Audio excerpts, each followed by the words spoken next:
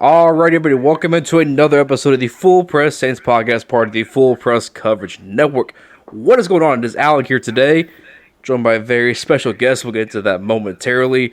Today, we're going to recap the Saints-Panthers game, preview Saints-Falcons, and we have some fun off-season games we're going to play here with that said special guest. He is the host of the Mouth of the South podcast, and more recently, host of the Locked On HBCU podcast covering all things over on the Locked On Network for the historically black college universities. It is my boy, Mansfield boy at that, right down the street. Who would have thought? Darrion Gray, everybody. Darrion, thank you so much for coming on today, man. I really appreciate it. I've been meaning to get you on for a hot minute. Man, I think we've talked about doing this. This might be a year in the making, honestly. Genuinely, I think we've talked about this for a year. I told my dad this morning, I said, "Yeah, I'm going on boy Al's podcast today," and he was like, "What? That was like a year ago. You've been talking." Yeah, I know, and we've been talking about this for a while, man. And I let it be known for all my people. They understand. I am a big Arlington guy. You know what I'm saying? I reside in Arlington. Went to Mansfield ISD. Big AMA guy, man. Big Arlington metropolitan area guy. So it's great to connect. Crazy that you went to Lake Ridge. I went to Timberview. Just literally rival high schools at the same time. The Battle 360. None the wiser. That's what we do at MIC. We produce great Saint podcast hosts. That's what we do. Factual. But, yeah, Darrion, so, I mean, obviously it's super great to have you in today. One thing I want to touch on first before we dive into the Saints completely, something that I enjoy very much listening to your podcast over on the Locked On Network. If you can just put it in your own words, what does it mean to be like the voice covering, everything? Considering you went to a historically black or a school part of the HBCU at Texas Southern, so like, what does it mean to you to be able to be the voice for Texas Southern, for all the schools part of the HBCU? What is that like? Because that's something really big, and I'm proud of you for that. Thank you. I appreciate that. I am a proud Texas Southern alum. It means a lot because this is something that before it was presented to me, I didn't really go out and get it. Shout out to Guy Ross, man.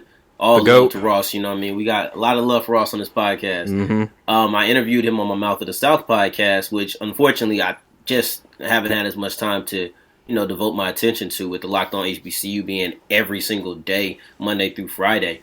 It means a lot because it's something that I truly wanted to do, and after talking to Ross on that podcast, it just so happened to be an opening for me to be able to do it. So when the opportunity presented itself, and it was something I had previously discussed with close ones and loved ones and just honestly just talked about doing in the future, it happened now. It was like, wow, this means a lot because not only is it a personal achievement, and I'll try not to go too long with all my answers, but not only is it a personal achievement and something that I wanted to do it because I feel like they're not discussed enough. I wanted to give a voice to this. Mm-hmm. And I feel like that's exactly what we're doing with this podcast. It's just giving a discussion or just giving a voice and creating discussion around these HBCU sports. Like, for example, on Thursday's episode, I'm talking about the CIAA. I'm talking about Fayetteville State University, Lincoln University in Pennsylvania, Winston-Salem State University. These are schools that, I went to TSU. I never really heard about these schools for real.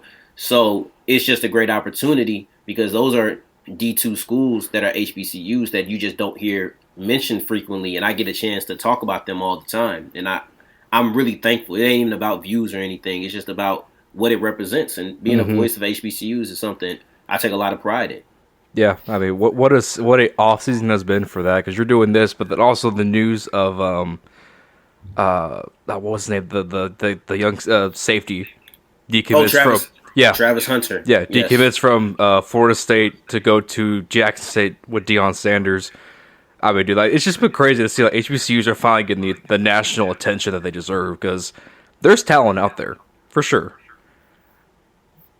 Yeah, I'm excited, and I'm excited to give that attention, man. It's a great opportunity, and one that I'm very thankful to be bringing into 2022. Yeah, so that's fun. So check that out every day, Monday through Friday on the Locked On Network. It's great stuff, great content for everybody. Diving to the Saints now. Obviously, they keep their playoff hopes alive, winning 10-18 over the Carolina Panthers. An ugly win, yes, but nonetheless, a win is a win. The offense did just enough. This is really the defense's game. They showed out. Cameron Jordan, 3.5 sacks. Chauncey Gardner-Johnson, the game-stealing pick, along with the tribute to John Madden, which I really loved. But before we dive into the specifics of this game, Darrion, just some of your takeaways, scoreboard-wise, from this game. What are some of your thoughts on this game? The defense is good, and I mean, it's simplistic to say, but it's the truth of the matter. And this defense is really good in the case of the offense doesn't have to do much. They don't have to do much at all. They just have to put up a decent amount of points. And I always felt like we were putting the Saints defense in a kind of an unfair position to almost hold the opponent scoreless or under 10 points. And that's not fair to them. But, man, they're showing up and they're showing that they are able to really dominate a team for most of the game. And that's what they did to Carolina. After the quick game was giving them fits in the first half, in the second half, they barely got any movement, any drives. Like, one drive was really significant. Other than that, they did nothing. I mean, yeah, like you said, Darrion, I mean, this defense is going to have to be perfect throughout pretty much the Falcons game and onward if this team is to make it to the postseason. And they have the talent to do so. DeMar Davis has been at an all-pro level this year. I mean, outside of a couple of games, you can say Marshall Lattimore has been on the same level, playing as an elite corner that we thought we were going to get paid for this year. There's so many things to like about this defense. And then you look at this offense. Outside of Alvin Kamara, what is there to like about this offense going forward? You know what? I was going to choose to be negative. Okay. I'm not going to, though. Okay. I'm going to actually, because I know what you're doing. I get it. There isn't much to like about this offense, but I'm going say one thing that I think is, and it has nothing to do with this year. It shouldn't make you happy about this year, guys. But I think that Marquez Callaway is actually looking like he can be a wide receiver 3. And he can grow into that role. And I always felt like Traquan Smith, and I know it's like, what, Traquan Smith, Marquez, but follow me. I always felt like Traquan Smith never had the opportunity to grow into the role he was supposed to be in. Right. I never felt like he really was able to be that third receiver. And then you see Mike get hurt, and now he's like trying to be the one. And I think we saw something very similar with that with Marquez. Now, granted, he had a great preseason and made us think that he was ready for that. He even posted on my Instagram wide receiver 1, because after the Jacksonville game, I truly believed in a duo of Jameis and Marquez. And Jameis' injury, I don't think, killed Marquez. He just was not what we thought he was in the preseason. However, now he's showing the ability to be a competent receiver and somebody who I think can be a wide receiver 3, which is where he needs to be. Let's not have the same thing with Traquan Smith where he's trying to shoot higher. He's living above his means, so to speak. And now he just doesn't become the player that I think he can be because he's trying to be better than he should be slotted at. And I don't want that to happen to Marquez. I think he's actually debuting or showing that he can be a wide receiver 3 on next year's team. Yeah, I mean, look at the numbers from this game for Callaway. 6 catches, 97 yards, average 16 yards per catch. And here's the thing with the comp between Traquan Smith and Callaway. Traquan coming out of UCF was regarded as one of the better deep threats in the class that year. And when he gets here, it's aging Drew Brees. The deep ball game was never really there all that much. And he was kind of forced to change and adapt in this offense. He never really did. And when Jameis came to town, you expected him to kind of step back with Michael Thomas being healthy. That never happened. And he, I don't want to say disappointing, but just kind of regressed when being asked to step up once again. So I get it. But you look at Sean Payton, they put these receivers in this position ultimately, I feel like. Whether it was having too much confidence in these guys or just simply feeling like they can out-scheme defenses with the players they have, and they just couldn't. But hey, this team is very much in the mix for the last wildcard spot. You have to applaud them for that. It has not been enough offensively, but at the same time, it's been just enough to get them to this point. So, say what you want, people. Regardless, the Saints are going to have something to play for Sunday. So, let's talk about this Falcons game a little bit. Obviously, the Falcons game, if I'm right, that was the first game post Jameis Winston, right? That was the first full game without Jameis, yeah. Yeah, so assuming they lose the game, they were down big early, they rallied back late, almost make it a game, but hey, it is what it is. This game will be at Atlanta, and obviously the big difference here is that Taysom Hill, a quarterback, compared to Trevor Siemian last time, and you'll have Alvin Kamara back. Or no, he played in that game. My bad. He played in that game. Did he? Oh, yeah. I don't think so. I'm going to look it up while you're talking. Go ahead. Okay, but regardless, having a healthy Alvin Kamara, it's better than what we had before Alvin Kamara was before he was injured. So, hey, I mean the Dirty Birds, right? This is the game, biggest rival of the year. Playoffs on the line here. Falcons could play spoiler to us. I'm excited, and I think. And tell me if you agree with this. The feeling for this team is that I don't think any of us thought this team had a shot after Jameis went down with the injury. But now that you're here and the expectations are just so low for this team going forward, I'm excited for the playoffs if they make it. Play spoiler, ruin someone's dreams, and let's just see what the heck happens. So first off, AK did play in that game. Okay. I thought we were going to make it after Jameis got hurt. And then you went on a 4-game losing streak or 5-game losing streak, and then I knew you weren't going to make it. I felt like at 5-2, especially after Trevor Siemian came in and played how he played against the Bucs, I thought he was going to be able to replicate that going further, and he wasn't. He didn't really get things going until the fourth quarter, and then you went on a losing streak, and I was like, oh well, playoffs are over. Let's get a good draft position. And now we're here looking at trying to get into the playoffs, and I'll tell you this, even if I was of the thought that we shouldn't make the playoffs or we need to lose to get a better draft position, because I did have that thought for a little bit, but if I was still of that thought process, that would completely go out the window, because there's no way I can lose this game to the Falcons. Right. I just can't get swept by the filthy pigeons. Are you serious? This is a terrible way to end my season. I'd rather go into the playoffs and get drugged by the Bucs again. Now, I don't know. Maybe that's an exaggeration, but I'd rather go in the playoffs and get beat by the Bucs than have our season end on a sweep from the Falcons. Right. And especially if you lose to the Falcons and then you find out afterwards that the Rams did beat the 49ers, you just didn't do your job. So, yeah, I just can't lose to the Falcons twice. I don't care if we had nothing to play for. I can't do it. We sweep the Bucs. We was split with Carolina, and if we can split with Atlanta, hey, I consider that a victory in the division. That's considering the injuries, the COVID outbreaks, the hurricane at the beginning of the year, the displacement of this team, losing Drew Brees in the offseason, and then the guys you were forced to cut due to the cap restrictions. It's been one heck of a year, to say the least. It's been crazy.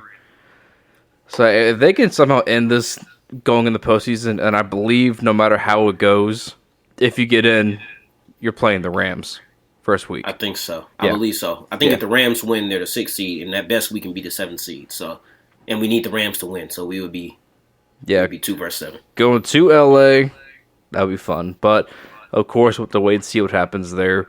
How do you think the Saints team matches up with the I think they match up well. I think they should have beat them the first time.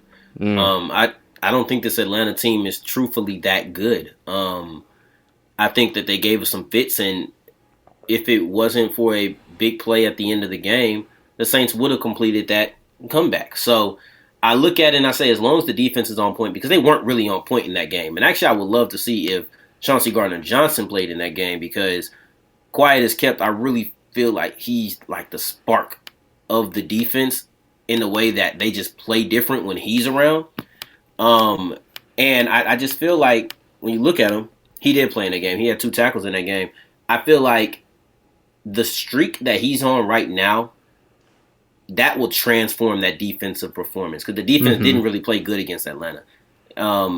They allowed 27 points, 20 before that last second, or 24 before that last second field goal. As a whole, I just feel like the defense can play better than that.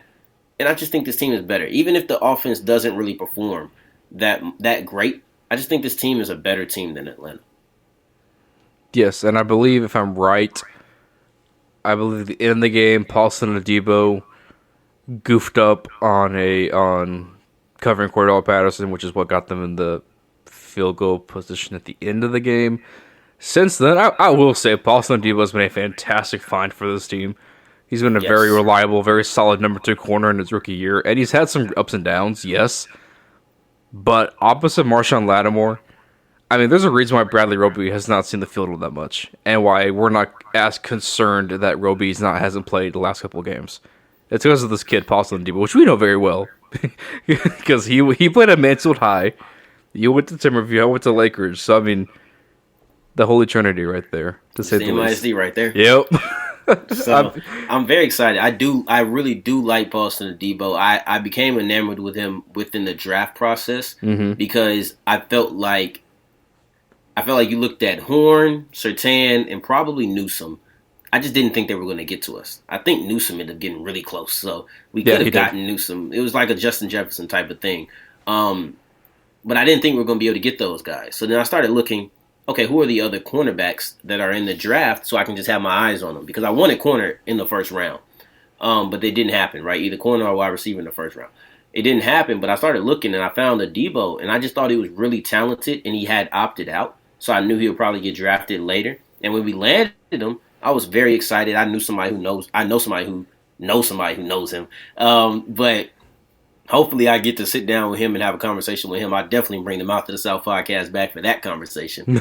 But yeah, and I was very excited because I just felt like he had a lot of potential. And I know the Saints did too. But it just all came together quicker than they thought it would. And he's turned into a really good number 2 corner who I think people give a little too much flack for because he kind of has the bad luck of his mess ups being like at the wrong times. But for the most part, he plays really well. It's just his only bad game for real, in my opinion, was the Giants game. Other than that, he's played well in all the games. He just had a bad moment at the end of the Falcon game. And he probably, I can't really think of any other games he really just goofed up in for real. But as a whole, he just got to stop biting on double moves, though. Yeah. That got him in the Panther game as well. Yeah, a double move, just like the Cordell Patterson one. He just has to have his eyes a little bit more disciplined. But other than that, and that's only a couple times I can really point to that I saw that jumped out to me. He's been really good. I love it. I mean, when it comes to drafting offensive players, I have little to no faith in this front office. But when it comes to hitting on defensive players, they seem to know what they're doing. Because you look at Marcus Davenport this year, you could argue he maybe has been the most improved player from a year ago to now. Pete Warner looks like he's been a solid find, to be the other linebacker eventually, and then to Debo. Peyton Turner, we'll see what happens. I almost forgot he was our first-round pick. But regardless, this game is big for the Saints. If they win and then the Rams beat the 49ers, it'll be Saints and Rams in the wild-card round. Hypothetically speaking, let's say this team does make it to the postseason here, Darrion. I mean, we know anything can and will happen in the NFL. There are going to be upsets, I believe, this first round of the playoffs. Do you think this team could be one of those teams to pull off the upset? Yes, 100%. I think that with the way the defense plays, you can never count them out of any game. This doesn't mean that they should be favored in any game because they shouldn't. I don't think they should be favored against anybody in the playoffs, right? But you can never count this team out because their defense is that good and they have the ability to stonewall an offense on any given Sunday. And that alone, we just beat the Buccaneers, right? And that was a shutout performance. Beat them without even scoring a touchdown. And I don't say that to brag on the Buccaneers. I could care less. But I say that to showcase that this defense is able to win a game where the offense doesn't even put the ball in the end zone. Yeah, I think that was the Kamara touchdown was our first in the last, 13 quarters? I think that was the number. Something crazy like that. 13. It's like somewhere between 10 and 13. Something since the Jets game. And yet we're here, right? We are in this. We are in the mix very well. Depending what happens Sunday. I'm with you. I think this defense is good enough, especially when you consider. Okay, if it's the Rams round 1, which that would be the opponent if this does happen, Matt Stafford has been very, very carefree with the football, and I really couldn't tell you why. The decisions, the throws he makes, they just have not been very good. So this team does have a shot, I believe. I think you can slow down Sony Michel, who's kind of been a very sneaky good player for that Rams team this year. No one really talks about it enough, I think, but he's been a very nice addition to that team. And at that point on, hey, whatever happens, happens. I'm here for the fun. Let's move a little forward here. Talk about the offseason, because that's always a fun thing to talk about on Saints Twitter. Saints Twitter really is one of a kind, isn't it?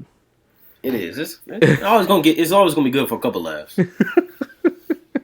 As long as there are no brackets involved, we're good. Oh gosh. Oh gosh.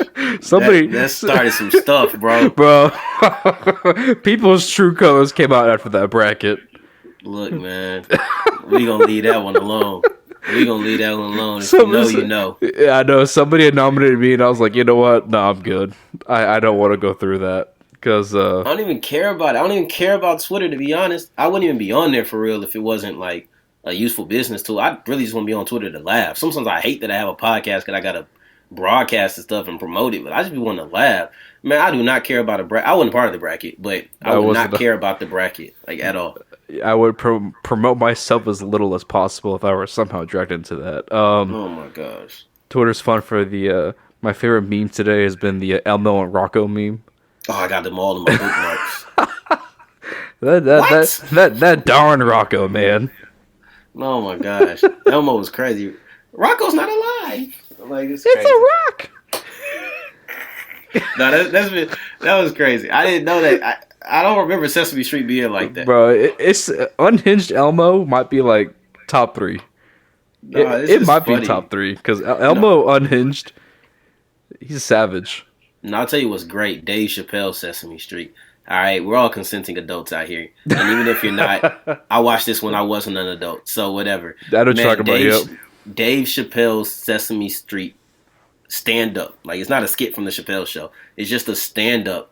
Is absolutely marvelous, and I shall not speak of it because I could not give it the appropriate amount of praise that it truthfully deserves.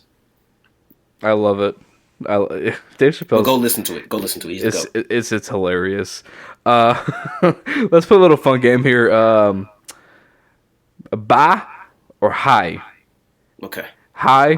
You're gonna bring him back. You're gonna bring these players back to the Saints next year. Bye. Do not let the door hit them on the way out. Okay, and money doesn't matter, right? I don't have to worry about contracts? No, just if you personally would like to see this player back with the Saints. Okay, cool. I got it. All right, here we go. So let's go with Tyron Armstead. Hi. I'll welcome back anytime, as long as the money's right. That's why I asked. I knew he was going to be one of the people. That's the one I asked for. The people were split. People were split on Tyron Armstead, and it's just kind of like, I get why, because obviously you're going to have to pay him. Because he's still, I would say, one of the better left tackles in the NFL when healthy. But that's the biggest thing with him is the healthy part. Yeah, so I'm welcoming him back, but I'm not paying him a lot of money. I'd rather walk away before I pay him a lot. I just can't trust him. Right. I'm on the same page with you there. Marcus Williams. Come in. I don't think nothing needs to be explained with that one. Just hi. No, he's always welcome to my house. Hi. Hi. This one's going to be fun. We'll talk about this one here later in a little bit. Jameis Winston. Hi. Okay. I like Jameis. I think Jameis was a good quarterback, and when he came and took the reins, I feel like Jameis can be the future. I will also say hi with you on that one because same reason I think Jameis, despite the lack of weapons, I think played very efficient, very turnover-free football, and it was just good to see him not only adopting this culture but the city and just having fun being a Saint. And I loved his off-script ability too. I want to mention that. I loved his when he played off-script. I really felt like, because you needed to with the weapons that were around, and he had his own offensive line deficiencies that he had to deal with. I felt like when he played off-script, it really helped the offense flow at times, because trying to sit there and go through your progressions with wide receivers who are not getting open and offensive linemen that are not blocking that well is very difficult. But he knew when to take off. He really did. It was something that prior to this iteration of Taysom Hill that we were really looking for. So I really like Jameis. I think that he can be the guy going forward. And I think if Sean puts a little bit more trust in him than he seemingly had when he was playing, I really think that you could see Jameis being the future of this team. I like that. That's a very good answer. That's so good. I have nothing to follow up with. PJ Williams. Man, come on. I got to get somebody I hate in here. This is a high. Like, I think I'm too nice, but I want all these guys back. Look, PJ, it's so funny because earlier in his career, you could argue, why do they keep bringing him back on one-year deals? But look, this year in particular, this might be the best version of PJ we've seen during his entire time in New Orleans. He stepped up as a nickel corner. He stepped up as a safety. He's just all over the field. He lays the hits. He creates turnovers, as we've seen. He can blitz. He does everything so well that I think going into next year, I think you have Lattimore locked up. You have Adebo. You have Roby for another year. You bring back Marcus Williams. You bring back Malcolm Jenkins. And you bring in PJ. That's the strength of this defense next year. Might be the secondary. Yeah, PJ is really good. He's found his home at free safety. I love it. All right, Quan Alexander. Hi. Like, come on, man. Like, come on. Can you drop a Cesar Ruiz on me or something? Come on. He's under contract still. I know he is, but he doesn't need to be. Anyway, I was going to get a buy in there because I feel like everybody you say I'm going to say hi to, but I love Quan Alexander. He has the juice, right? He provides the juice, and he's a great player, but he also provides that juice, that spark that I know Sean's not going to want to let go of. It's just crazy. The dude tore his Achilles, Christmas last year in that Minnesota game? Yeah. And he came back early in the season. No, was it week 1 when he played? He came back week 1 and then suffered an elbow injury. Yeah. So, yes, bring back Quan Alexander. Even the only reason I would say no is because I know we like to play a lot of 2 linebacker sets, and I want to see Pete Werner. I really think Pete Werner has a place in this lineup, and it's not just switching out with Quan. But how can I let my LSU guy go? He's so versatile. He flies around the field.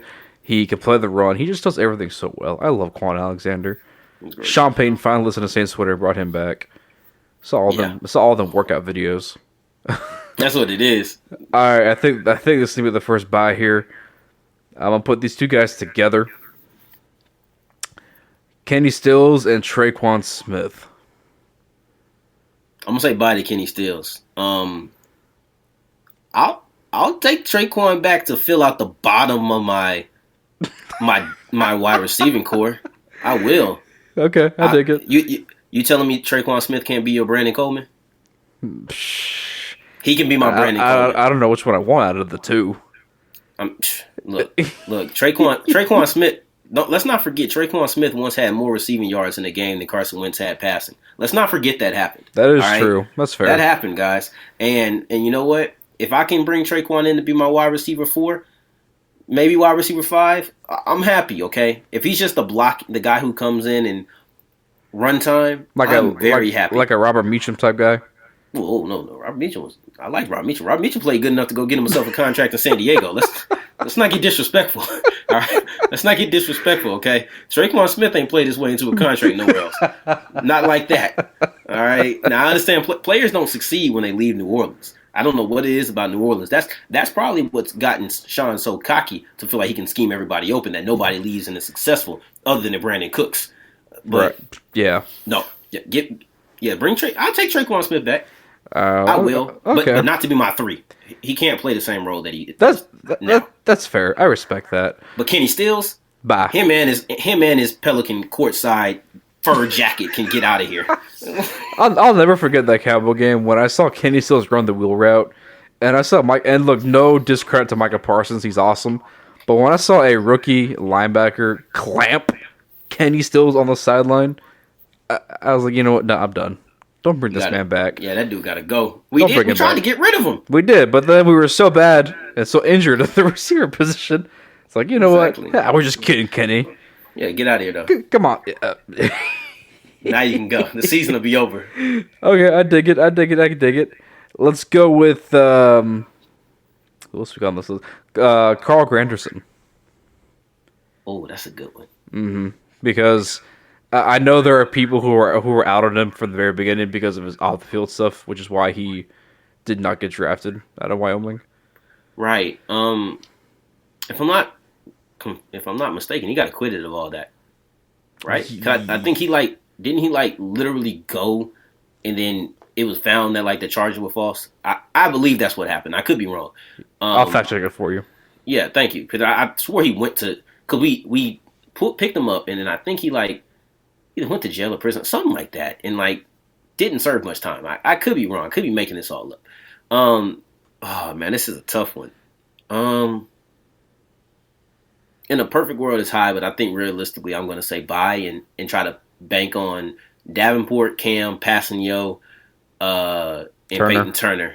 Yeah, I think that's what I'm going to do, and then they'll probably get somebody else. But I actually do like what Granderson provides occasionally. But I think you can get that in a veteran. You can get that in more in Passanio, right? If he ever comes back healthy. Yeah, because Passanio, he was kind of a dog when he was healthy. He was like, okay, I like this. Quiet is kept. People hate what they do with the defensive line, but the Saints continue to hit on defensive linemen. They're not all cams. Don't get me wrong, they're not all cams, but Alex Okafor, Passanio, even if you go back to Beltman, look at the amount of defensive tackles that they have gotten that have been serviceable.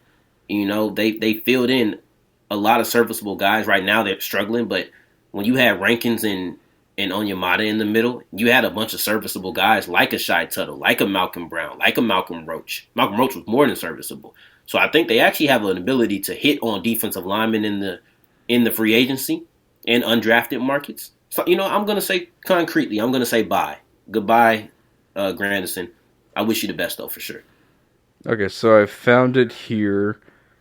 He was charged with 6 months jail, and then instead he was put on supervised probation. So he was never acquitted? From what I could tell, I don't think he was. No. Well, look, I'm strictly talking about the guy on the field. I thought he was acquitted. No disrespect, you know what I mean? Yeah. I thought he was acquitted. I could have sworn I could have sworn as well. So I was just wrong. I'm not trying to. Let's move on. Let's move on. All right. Just know I wasn't trying to do whatever negative thing. I just thought he was acquitted. I was incorrect. I thought so too, but apparently we were both wrong. Also, his Sunday Night Football intro scares the ever loving God out of me. I remember it was the Bills game, and all I hear is Carl Granderson, Wyoming. I was like, oh my God.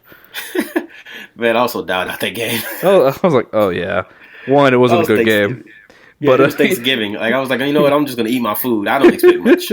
He goes, Carl Granderson. I was like, oh my God, Carl, you scared me a little bit there. Okay. This should be interesting here because I, for one, am high on this guy going forward. Juwan Johnson. He's an exclusive rights free agent. He should have been tied in one. You and me both. He should have been tied in one. So let's just cut the crap. All right. I'm okay saying bye to Juwan Johnson, but I would prefer to keep him on the team. And being an exclusive rights free agent, he probably will be back on I think those are 1 year deal, 2 year deals that are dirt cheap. Just give him just one more year to see what the transition is like from wide receiver to tight end. I feel that. So, hypothetically, money contract not aside, just from the player alone, I think we said hi to everyone except Kenny Stills, Carl Granderson. Cesar Ruiz. And Cesar Ruiz. That's not how it works, Darrion. He's still on the roster. I bet if I open up Madden, I could take him off. I bet you I could do that. Lower that overall all the way down. And then, I don't need to. I trade him to the... Anyway, let me stop. That's a whole different subject right there. Last topic of the day. Let's talk a little quarterback here because that's always fun to talk about as well. Let's play another game here, actually. Yeah. All right, so obviously Jameis Winston is going to be a free agent.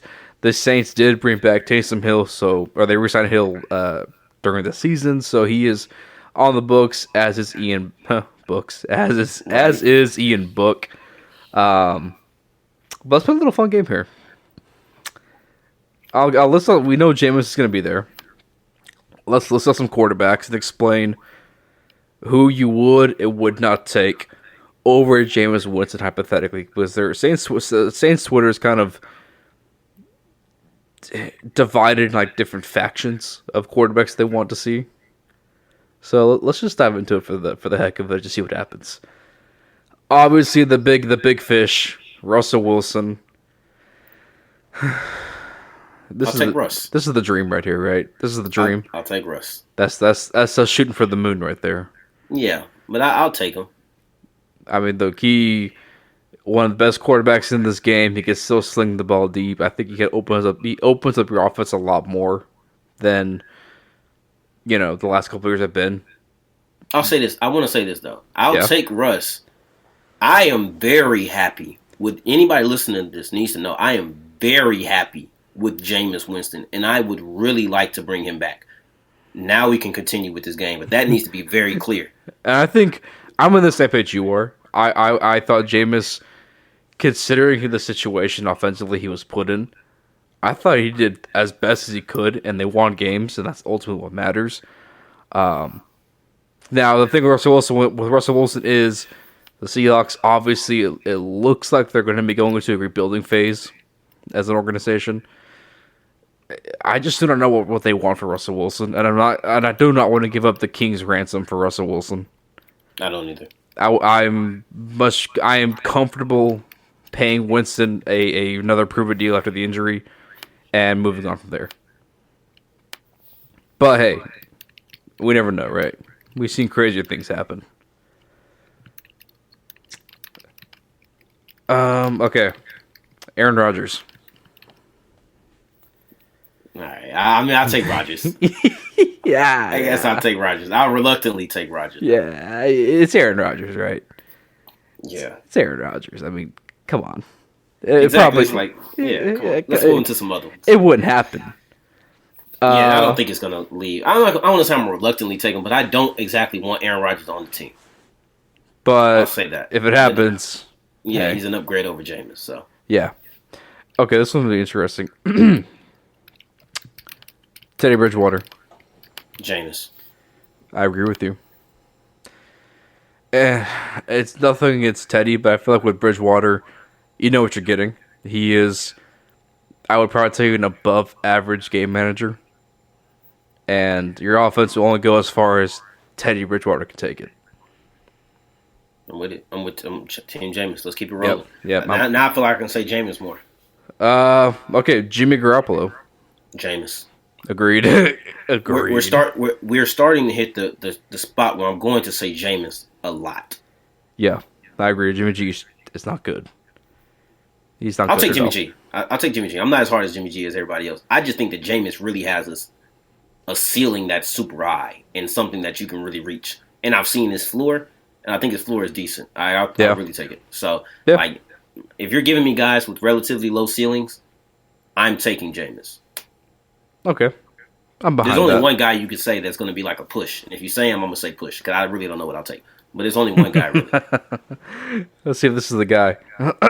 Baker Mayfield. No, Jameis. Really? Yeah. Okay, I mean... Jameis. I'm intrigued by Baker Mayfield. I am intrigued, and I only say this because I think with the Kevin Stefanski offense in Cleveland, it really doesn't do Baker any favors, considering it's a run first offense and run second because they have like 3 good backs that should be starting on NFL teams. And I mean, look, here's the thing about this Browns offense: they trade away OBJ, and you run out there with Jarvis and Rashard Higgins and Donovan Peoples-Jones as wide receiver 1. That wasn't going to cut it. That receiver core cannot win you games. To be fair, though, see, I loved Baker coming out, but this whole Odell Beckham Jr. fiasco has really put me off in the sense like I don't like that he can't deal with number 1 receivers. That I don't like that mentality, and it doesn't make sense because I just don't think it fits the competitor mentality that Baker has. Right.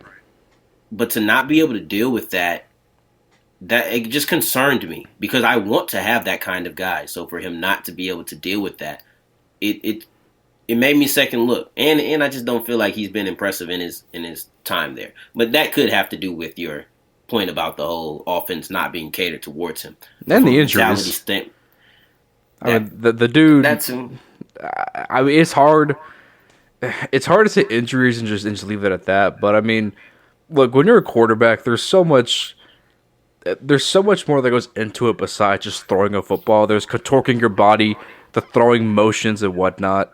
The ability to set your feet when you make a pass, to maneuver your legs and feet in the pocket.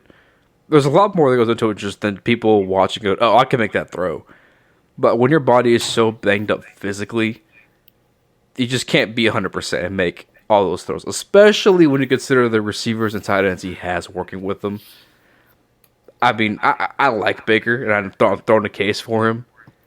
I would probably tell you realistically, I would take Jameis over Baker. There you go. But if Baker, the Baker thing really, I don't think is as much as him as people try to make it out to be. That's interesting. Wow. I'll leave it at that. It's interesting.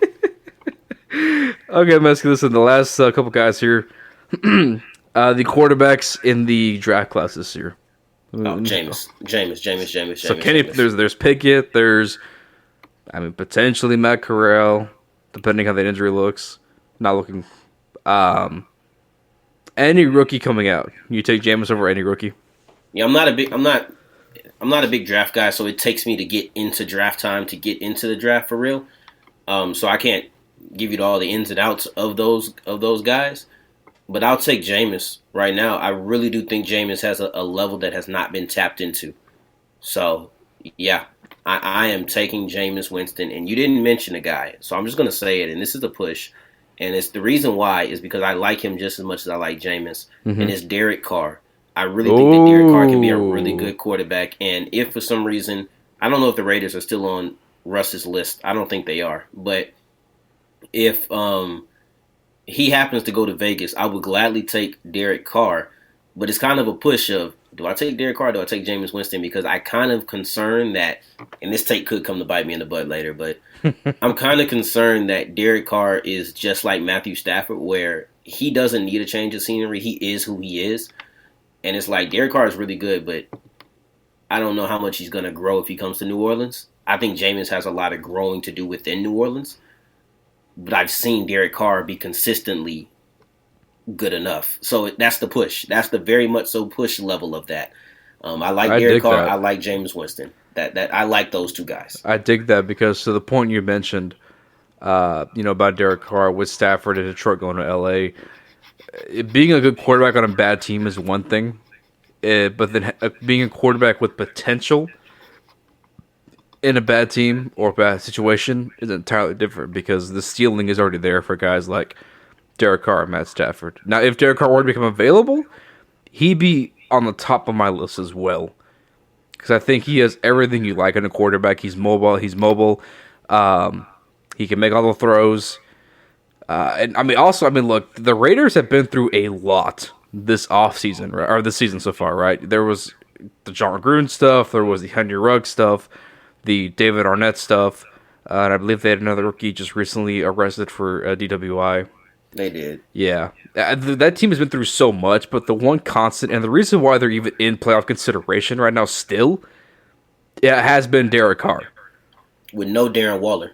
Exactly. No Darren Waller. The receivers are decimated. Josh Jacobs has been banged up this year. It's just been Derek Carr. It's been Derek Carr. Yeah. The 28-year-old rookie. Yeah. That's it. He's a guy, if he comes available, I would be very, very, pushing hard for Derek Carr. Yeah. That would be fun. Or Hunter Renfrow, who also won't become available. Any wide receiver would be intriguing to me at this point. At this point. Call up. Watch out what you say. Let's not even do that because that's the same thing we said last offseason, and we ended up with Kenny Stills. I can't mention all the same receivers because we saw what happened with Kenny Stills this year. Exactly. It was not what we expected. No, it wasn't. I thought I wanted Golden Tate. I mean, I still might take a Golden Tate, but I started asking for anybody, and the Lord gave me Kenny Stills. And not Be even careful what you ask for. Not even a good Kenny Stills. This is the boo-boo wash Kenny Stills. Yeah, Kenny Still ain't what we thought he was. Kenny Stills, it's all right. Yeah. More like Kenny Still can't get open. That's much better than mine. I'm kind of disappointed. What were you gonna say? I did try to get it off, but I like yours better. Well, what was yours? No, I gotta hear yours now. I said Kenny still isn't what we thought he was, but Kenny isn't still what we thought he is. That's what I should have said. Kenny still isn't what. I like that one. It's a good one. Kenny still don't got. I don't know. It's like man. We're gonna cut the mic. Cut my mic off. Who gave me this? I love it. This is what Ross does. He creates people like us. He gives us the platform. Oh my gosh, he shouldn't have. Y'all should never listen to Ross again. You got men out here talking about Kenny still ain't got it. Like, oh man, dad puns. Like, come on, man. This is what Ross produces. I'm never listening to the Locked On Saints. You told me this guy was good. Listen, I promise to you that my wordplay hits a lot harder than that. That was one of my worst ones. My wordplay is much better than this. I promise you, good people. You should have like an episode the entire time is just wordplay puns related to the Saints. I've done them. I need to do that with you. That'd be fun. I've done it, but oh my gosh, that was bad. Just take it, man. Really, turn it. I can't think of anything. Like I'm trying to think of something to make that better, but it's just not working right now. It's just, you know what? I guess you couldn't Kamara up with anything better. No, I appreciate you coming. You came on one just as bad as my steel pun to make me feel good. I appreciate it. I got you, bro. That's what I do. I bring you up. That's what I do. Darrion, one more thing before we start off here, my man. Saints Falcons Sunday. Do you have a score prediction in mind? And will this team make the playoffs? Yes or no? This team, man, I feel bad because I don't have an answer for either one of those. I don't have a score prediction. The Saints win. The Saints win, though. That's my prediction, that the Saints do win. I dig it. I'm not sure if San Francisco gets the job done or if they fall to the Rams. So I really don't know. My gut's telling me that they fall to the Rams. So I guess my gut's saying that the Saints make the playoffs. I love it. We're going to go with it. And from there, we're just going to make chaos at that point. It's like... exactly. Have you seen The Dark Knight? Of course. Now, Harvey, I'm an agent of chaos, Harvey. Ew, bro, stop. That's how you do the Heath Ledger. I know. That's how you do it. Like, I'm hearing your breakfast, bro. Like, stop. An agent of chaos, Harvey. I think that's a good way to wrap it up, right? Darrion, last thing here, Darrion. Give the people where can they find you and all your great work at. And you can find me on Twitter at South Exclusives. You can find me on Instagram at _Mouth of the South if you want to just catch some regular life stuff that's not the Saints. Or if it's not HBCU, you guys can find me on Locked On HBCU if you want to hear all of that great content Monday through Friday, part of the Locked On Podcast Network, your team every day. Hey, and that's going to wrap it up, guys. We'll have a post-game episode coming out early next week after the Falcons game, after the outcome of the Niners game. We'll see what happens, whether we're previewing a playoff game or previewing the off-season for this team. Regardless, it's been one heck of a year. Shout out to all you listeners. You guys make this possible. You are the reason we are doing what we do. It's been a fun season nonetheless, an interesting one for sure. That's going to wrap it up. So until then, we'll see you guys next week, and we'll be talking about whatever the heck happens Sunday. This has been Alec and Darrion signing off. See you guys next week.